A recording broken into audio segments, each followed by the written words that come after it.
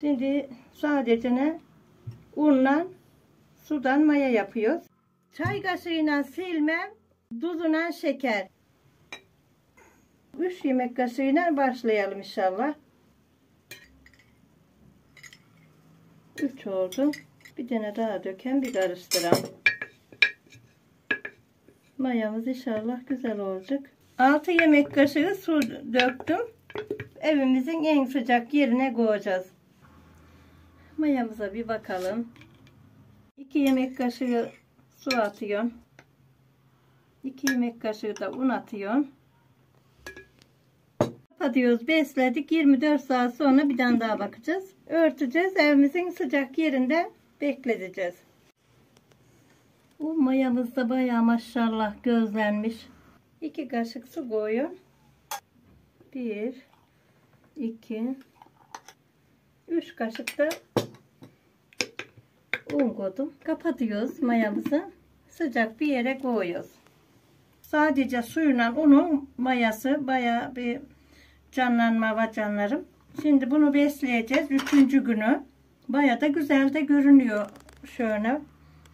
Şimdi 1 kaşık, 2 kaşık, 3 kaşık unla bugün de besliyoruz. 3 kaşık da bir su dökelim. Yetmezse 1 kaşık daha dökebiliriz. Bir karıştıralım. 5 kaşık suyla 3 kaşık un attık. Karıştırıyoruz. Mayamızı besledik. Ağzını örtüyoruz. Un mayamızın 4. günü. 2 kaşık su koyuyorum.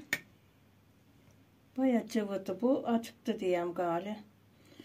3 kaşık un atıyorum. Mayamızı kapatıyoruz. Sıcak bir yere koyuyoruz. Mayamızın unla suyun 5. günü. Bayağı güzel kabardı. Gözleri çıktı. Bunu da bir kaba çıkarıyorum. Mayamızın gözlerini bak şöyle etti mi görünüyor.